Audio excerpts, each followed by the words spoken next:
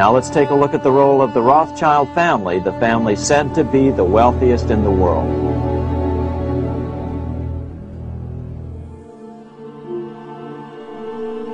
Money is the god of our time, and Rothschild is his prophet.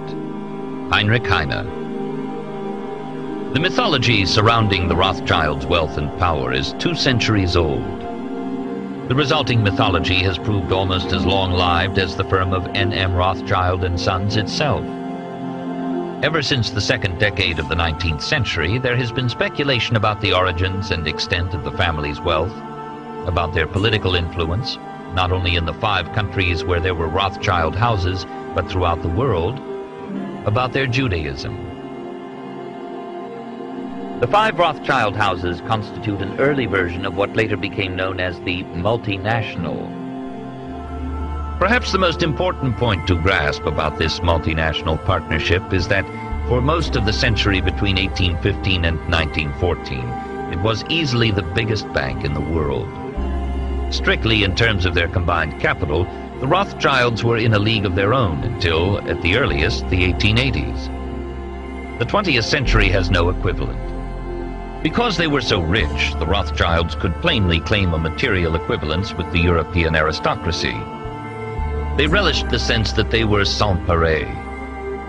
In this sense, phrases like kings of the Jews, which contemporaries applied to them, contained an important element of truth. That was exactly the way the Rothschilds saw and conducted themselves. There are no fewer than 153 species or subspecies of insect which bear the name Rothschild, as well as 58 birds, 18 mammals, and 14 plants, including a rare slipper orchid, Paphiopedilum rothschildianum, to say nothing of 3 fish, 3 spiders, and 2 reptiles. The family's almost equally recurrent enthusiasm for the pleasures of the table has also bestowed the name on a soufflé and a savory, prawns, cognac, and Gruyere on toast.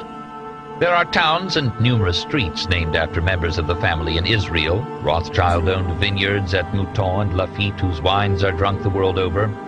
Numerous Rothschild-built houses from the Vale of Aylesbury to the Riviera. And there is even a Rothschild island in the Antarctic. At the same time, the Rothschilds energetically pursued and acquired decorations, titles, and other honors, securing the ultimate prize, an English peerage, in 1885. The 3rd generation also threw themselves into hunting and horse racing, those quintessentially aristocratic pastimes. They also extended their patronage to include writers, Benjamin Disraeli, Honoré de Balzac, and Heinrich Heine, musicians, notably Frédéric Chopin and Gioacchino Rossini, as well as architects and artists.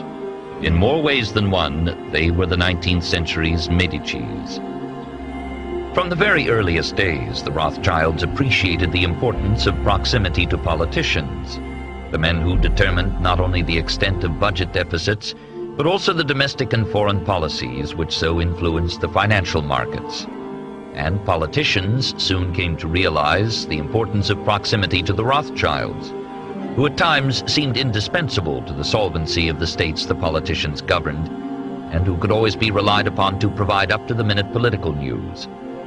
When the former de Rothschild frère director, Georges Pompidou, became prime minister in April 1962, and later president in 1969, Le Canard Enchaîné commented simply, RF equals République Française equals Rothschild Frère.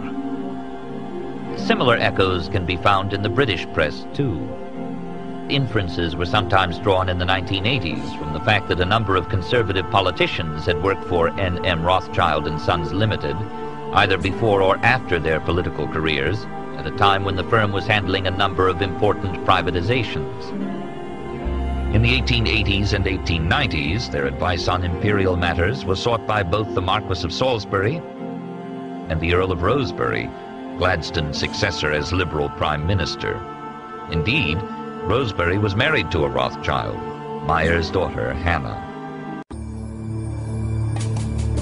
Rothschild influence extended to royalty as well.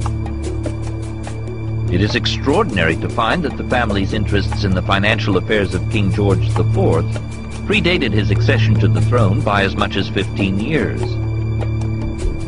How did Meyer Amschel, then the father of an obscure Manchester textile merchant, come to acquire a bill on the Prince Regent?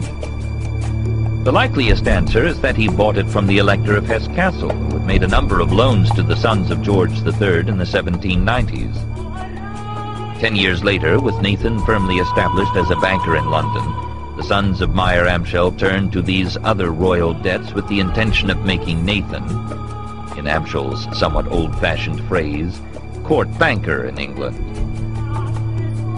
Nor was George IV the only member of the British royal family to whom Nathan lent money in the 1820s.